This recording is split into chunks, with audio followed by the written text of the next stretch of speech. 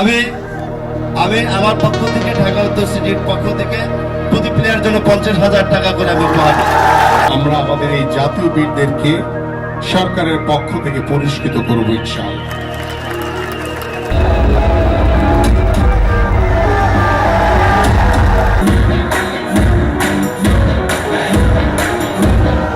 That is for you.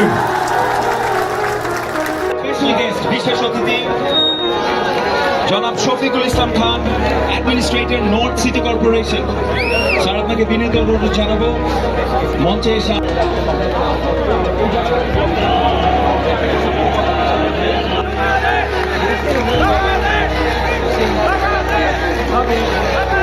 সবাইকে এবারে মঞ্চে আমন্ত্রণ জানাতে।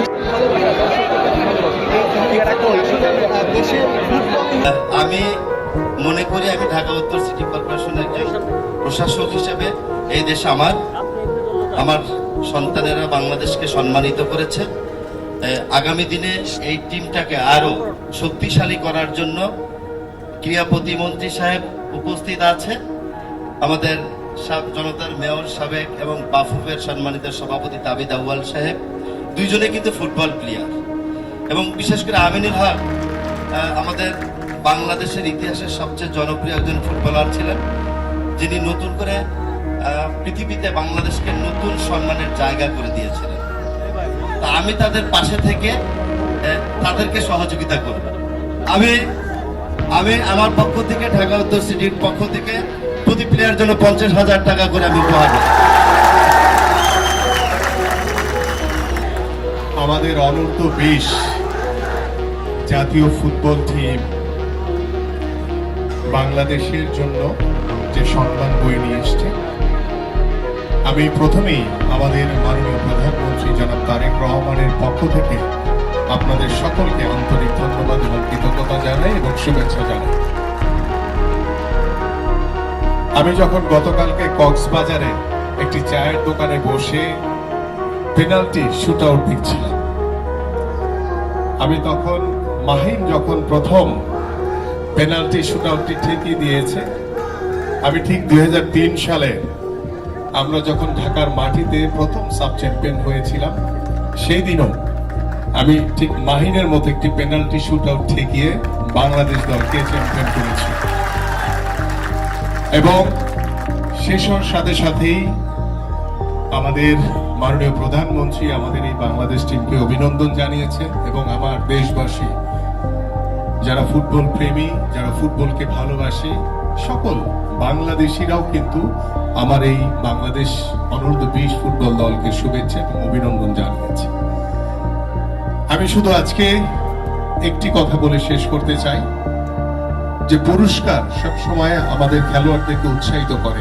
আমি যখন খেলেছি তখন আমরাও যখন চ্যাম্পিয়ন হয়েছি, আমরা ভাবতাম হয়তো বা আমাদেরকে পুরস্কৃত করবে উৎসাহিত করার জন্য, কিন্তু পুরস্কার হয়তো বা সাময়িক, কিন্তু আমাদের এই অর্জন এটাকে ধরে রাখা হচ্ছে সবচেয়ে বড় কঠিন একটি কাজ, এবং সেই কঠিন কাজটিকে ধরে রাখার জন্য আমি আমার এই খেলোয়াড়দেরকে, আমার যারা বিএফএফ এর সুযোগ্য সভাপতি জনাব তাবিদ আউয়াল সহ যারা এখানে বসে আছেন, আমি সবাইকে অনুরোধ করব যে আমরা এই ফুটবল টিমটি যাতে এখানেই থেমে না যায়, আমরা এই টিমটিকে ধরে আগামীর বাংলাদেশের ফুটবল টিম গড়তে চাই।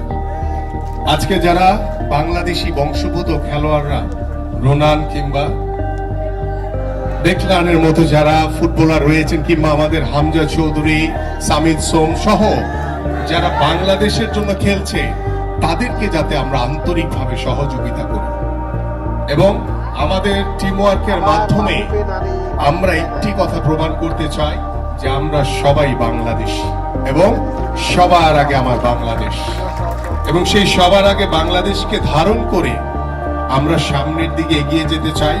এবং আমার দর্শকদের জন্য বলতে চাই, আগামী 6 তারিখ বিশ্ব ক্রীড়া দিবস উপলক্ষে আমাদের সেদিন একটি কর্মসূচি আছে, এবং আমি সভাপতি জনাব তাবিদ আউয়ালকে বলেছি যে আমরা সেই দিনই আমরা আমাদের এই জাতীয় বীরদেরকে সরকারের পক্ষ থেকে পুরস্কৃত করব ইনশাআল্লাহ।